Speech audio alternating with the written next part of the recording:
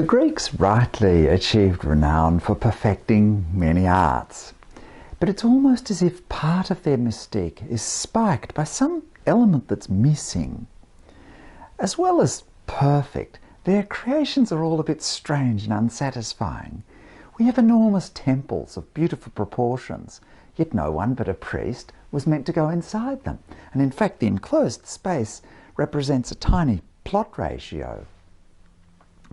The Greeks carved ideal sculptures with the most exquisite technique in luminous marble, but then they went and painted them so that they'd negate all the abstract crystalline sparkle and plunge into the doll-like aesthetic of mannequins. With confident drawing, the Greeks represented graceful figures on their vases, but they're made of nothing but outline and a few graphic strokes to delineate muscle or features.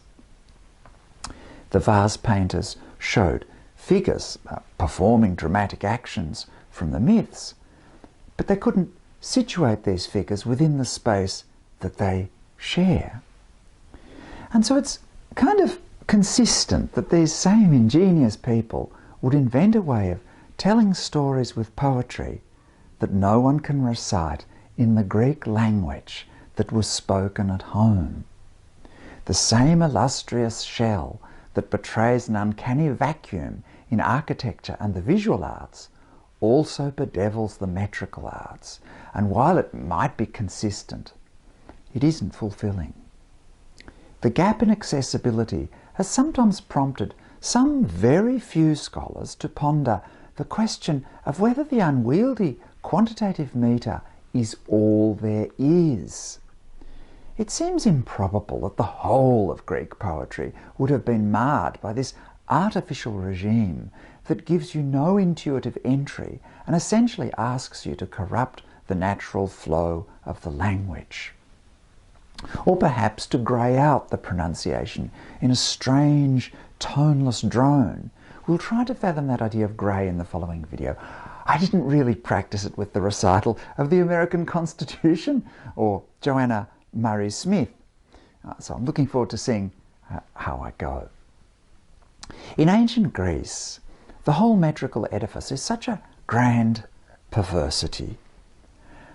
To read any ancient Greek poetry, you have to be taught to ignore the natural intonations that Byzantine manuscripts record.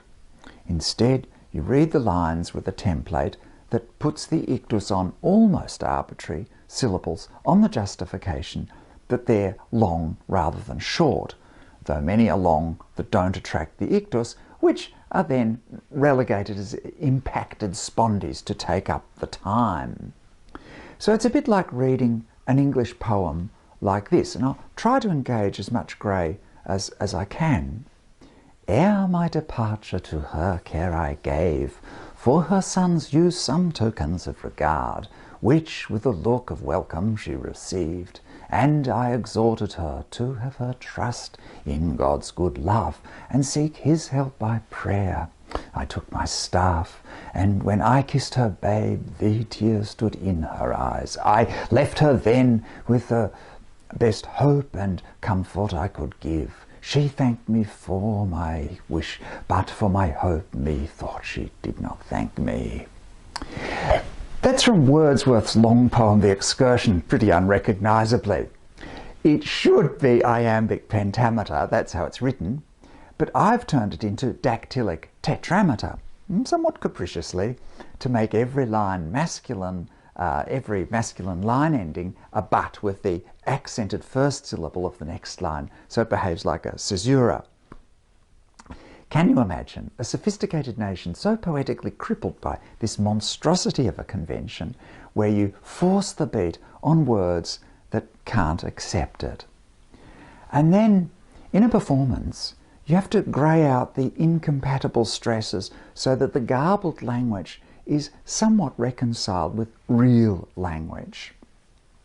Well, at least two scholars in the 19th century published the opinion that there must have been another kind of poetry that existed alongside this grandiose metrical claptrap. Sebastian Mutzel wrote an interesting text in 1836 on accent-based rhythmics in latter-day languages. He says that the same accentuation that dominates in modern languages is older than quantitative verse measurement and always persisted beside it until it finally became the dominant rhythm. Further, that the movement of the same accent-based verse, true to its simple nature, was nearly always trochaic and iambic, seldom dactylic, and that it finally appeared in just that guise in modern languages, which took on only the older and simplest rhythms, in which the number of syllables is self-evident according to the beat. Among the early 19th century authorities that Mutzel cites in support of his idea is Johann Apel. Apel bases his opinion on the simultaneity of quantitative metre and accented metre in Byzantium. The accented metre was called the political line or political verse, meaning demotic or of the townsfolk, bürgerlich, as the Germans say. Poetry of the people, as we suggested earlier. Apel observes how John Tzetzes, who was a prolific writer of demotic accented verse, also complained about the vulgar easy route. So common accented verse exists, one might even practice it, but one resists it just the same, and perhaps with a shade of shame, one suppresses it. It isn't the case, Apel says, that accented metre came in when poets had forgotten how to write in quantitative metre. Rather, they lived side by side, and eventually, but only through the widespread dissemination of accented metre alongside quantitative metre for a very long time, poets would indeed finally forget how to write in quantitative metre. Mutzel concedes, however, that not a great deal of accented poetry survives before the Byzantine period, but as sad as this loss is, it's no wonder. The reason that no accented verse has come down to us from earlier periods of Greek is more or less snobbery. Quantitative metre was identified with the ancient, but also the learned, the lettered, the highly educated. Accented metre was identified with vulgarities, sayings, facile and mechanical cliches, or rhyming insults like liar, liar, pants on fire, not Olympian majesty. The transmission of texts favoured classics that were considered to be in exemplary taste, partly on account of their rhythms understood only by an elite. The easy demotic rhythms were scorned as coarse. Who would therefore reproduce them for posterity? The transmission was heavily based on taste. Obviously there's a bit of conjecture here, but I find the theory credible enough. Also, we don't have to prove it. It might be true, but it's so hard for us to imagine early poetic practice from before the age of writing. The value in the proposition is more that it invites us to think of a class of non-professional poets that historically didn't get a voice. What might this voice have sounded like if only it had been recorded? Not the priestly Homeric subject matter, but the bawdy material, the sayings, street wisdom, the jokes and satires. This wider content quite likely spawned poetic forms that were not conditioned by the lyre, but would nevertheless have been capable of saying profound things, almost like pensées, aphorisms, or apophthegmata that are easy to memorize. Such poems all got lost. They couldn't be considered classical masterpieces, and there was no mechanism for their transmission. Meanwhile, quantitative metre was archivally supported throughout antiquity because its subject matter was identified with the sacred patrimony, and it spoke of the eternally memorable in a monumental form. We could argue about these speculations forever. Do the theories point to likely fact, or are they yet more fantasy? But I've always felt a bit uneasy with the suggestion that Romanos, the melodist, say, one of the earlier Byzantine poets who abandoned quantitative metre in favour of accented metre, adopted the habit from an entirely independent Semitic tradition. It's sometimes conjectured that because he was of Jewish origin and grew up in the Middle East, the prosody of Romanos was shaped by Syrian conventions, say, following the example of Ephraim the Syrian. And while this influence may be possible, maybe even likely, sure, it shouldn't make us forget the possible continued currency of accentual poetry that Mutzel believes was a constant, albeit suppressed, since the earliest stages of Hellenic antiquity. And those factors aren't mutually exclusive either. Well, one way or another, accented verse prevailed. I guess it was popular for ecclesiastical purposes just because it didn't sound pagan, in the same way that churches were built along the lines of basilicas or even circular ground plans that had little enough relation to ancient trabeated temples with pedimented porches. But while quantitative metre died out, its anxieties persisted in time. I think they'd prove fatal. My purpose in these videos is neither to tell the story of the inevitable demise of quantitative metre, nor to account for the efflorescence of accented metre from the Middle Ages to the industrial period. Rather, it's to connect the birth of quantitative metre with the inevitable collapse of metre entirely in the course of modernism. Metre is the most mechanical part of poetry, almost as mechanical as the spelling, and yet from its very beginnings we hardly understand it at all. Worse, we pretend to understand it, construct fantasies around it, and learn conscientiously to valorise a mess. From the outset, poetry is a weak idea. The Homeric epics themselves as literature are robust, and their somewhat formulaic lexical patterns are a great vehicle for sacred mythical content. But I'm not sure that the art wants to be called something so self-sufficient as poetry when it seems to have been integral to a musical performance that makes sense of the unwieldy distribution of beats on unaccented syllables. There are transitional phases, as with tragedy, where verses are chanted to music, and then there are conventions at a banquet, for example, where you sing a scholion, which is improvised to the lyre. From the date where the music ceased to be an integral part of the chant, but the words became a chanting all by themselves, I guess we can date the development of poetry as a totally autonomous literary art. Alas, this innocent youngling of the archaic period carried the awkward convention of quantitative metre that was inherited from the lyre, cultivating an artificial way of speaking and jealously staying away from Greek as naturally spoken.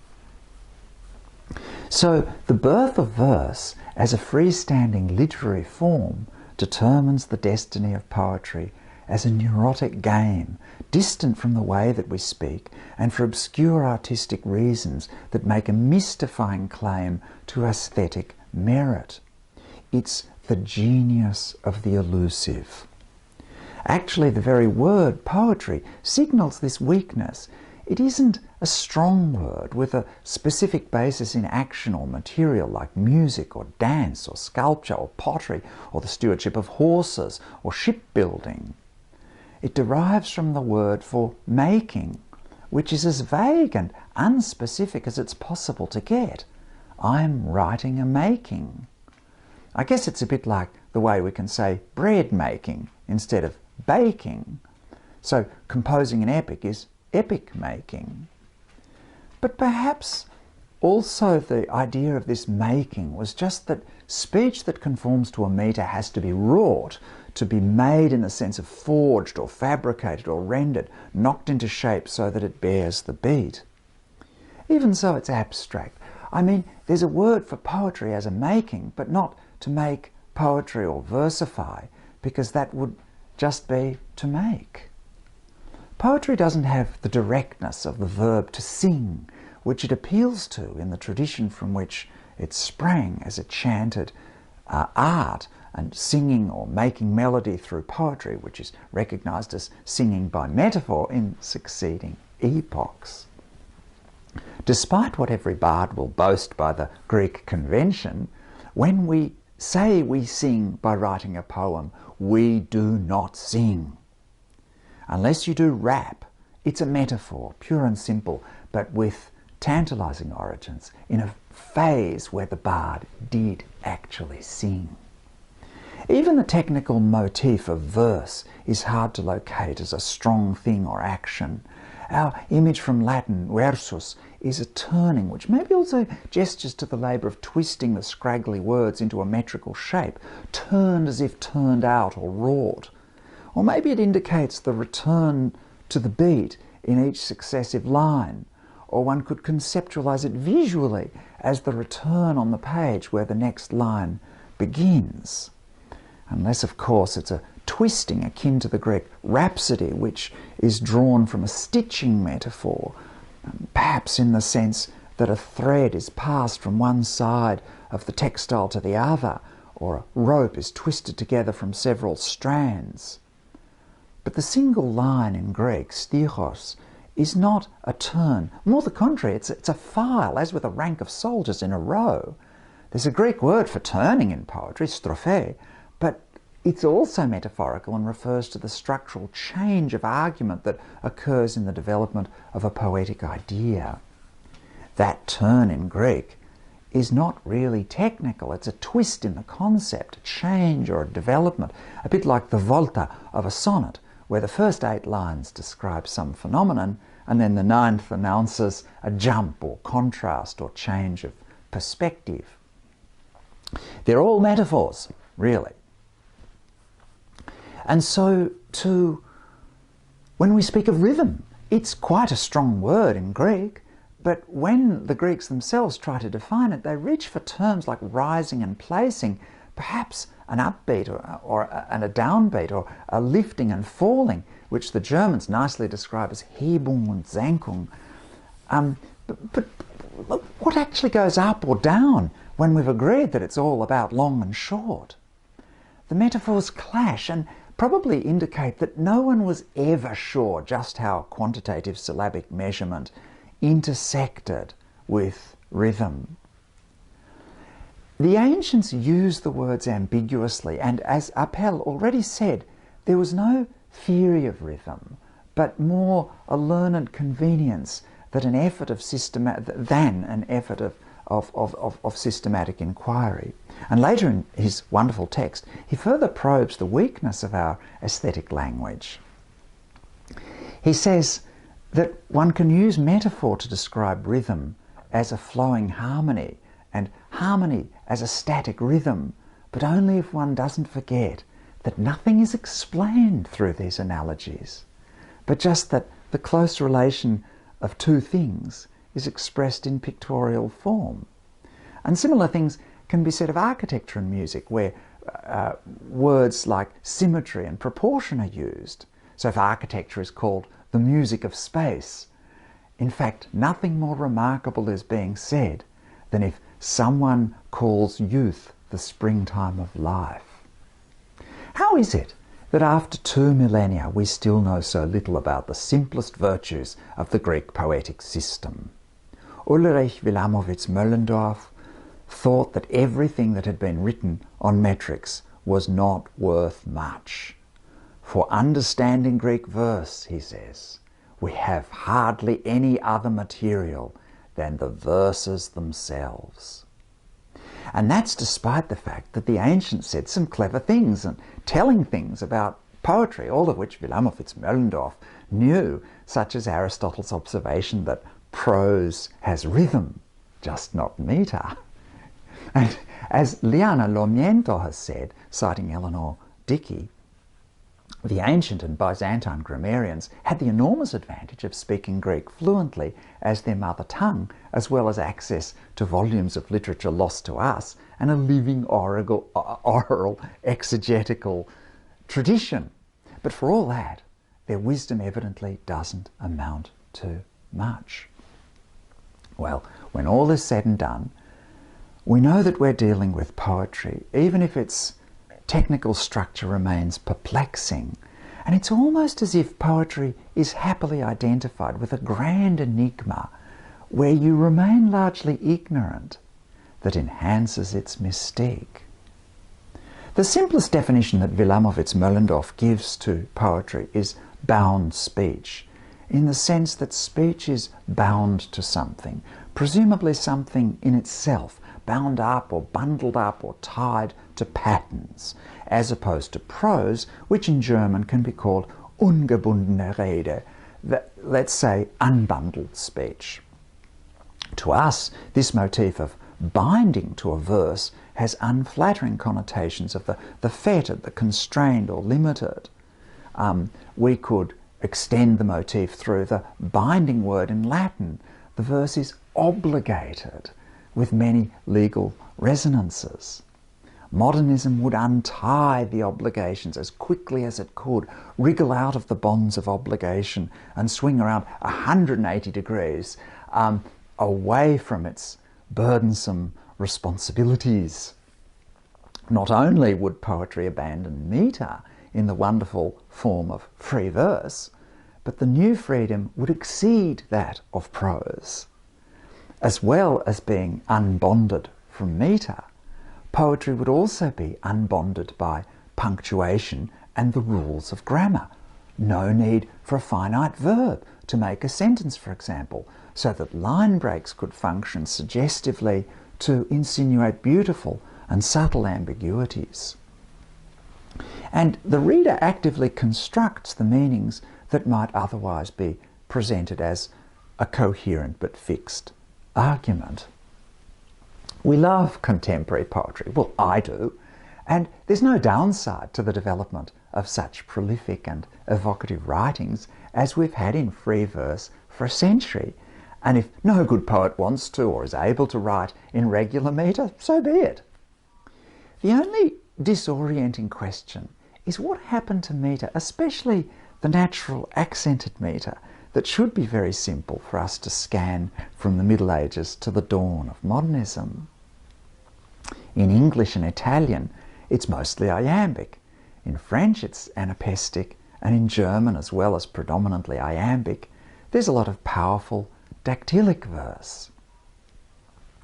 But judging by stage performances and plays, few actors care to scan their metrical lines. Perhaps they fear that it'll sound academic or quaint or retardataire, unnatural, stilted and ridiculous. So they rather opt for realism and transform their regular lines into a kind of psychotic prose. The reason for this loss of metre in recitation and writing falls out of our investigation into Greek poetry, where rhythmic simplicity is impossible. There's no classical metre that can be spoken in a natural way. And so when we're taught that there's instead a necessarily unnatural way to scan the text, we get it into our heads that the simple old way of scanning our own poetry must be dull, metronomic tick-tock, sing-song, uninflected, monotonous, inartistic, good for doggerel, artistically inferior, a low-grade folksy medieval remnant. We're ashamed of accented metre. We wish we could have something more subtle, something that's based on breath or long and short or some other non-verbal intellectual figment that disinclines us from identifying an emphasis or beat or ictus at all. To respect an invariable beat seems like an indignity, as if the bondage of bound speech is a manacle, rigorous shackles that condition the utterance not for the sake of sense, but an idle attachment to pattern recognition. No one really wants to play the game. It's clear that we live in an age of prose, And to be fair to the reigning antipathy to regular metre, the scheme is likely to exclude words that you really want to say, and if you include them, you'll have to distort their pronunciation. An example is the dreadful slowness of the standard metre of English, iambic pentameter. The word iambic scans iambically, but what about that word iambically? No one reads iambically. And so with any words with an anti-penultimate stress, like conservative or happiness or compliment or Natalie, they all have to be mispronounced, or the scheme would have to break its rhythms to accommodate them. So there are a lot of inclemencies of writing in any metre, not just quantitative metre, because you run into trouble when the words in your language don't accord with the template that you want to subject them to. If you want to say conservative or happiness or compliment or Natalie, you will sound mighty weird. Many words in the English language don't scan well in iambic verse. The temptation is, in reading verse, is to read as if it isn't verse, to grey out the metre. And here, even purists are capable of concurring, because we have it on classical authority that being beholden to an accent in metrical language is inessential and unnecessary. The Greeks, after all, respected the length of syllables, not their stress, and so this precedent can be invoked to justify the greying out of any poetic metre, because one can decide that there are 5 somethings that a line has to fill and barely consider how they might sound. It's a counting exercise and not a task of pronunciation. One can thus read verse that's considered regular but without a recognisable pulse. Poetry becomes a grey utterance that in essence is the Hellenic legacy. True poetry, according to the implicit aesthetic hierarchy, is not the coarse Dumpty-Dumpty of the Middle Ages, but an infinitely subtle relish in the longs and shorts, in an aesthetically fugitive relation to the stresses.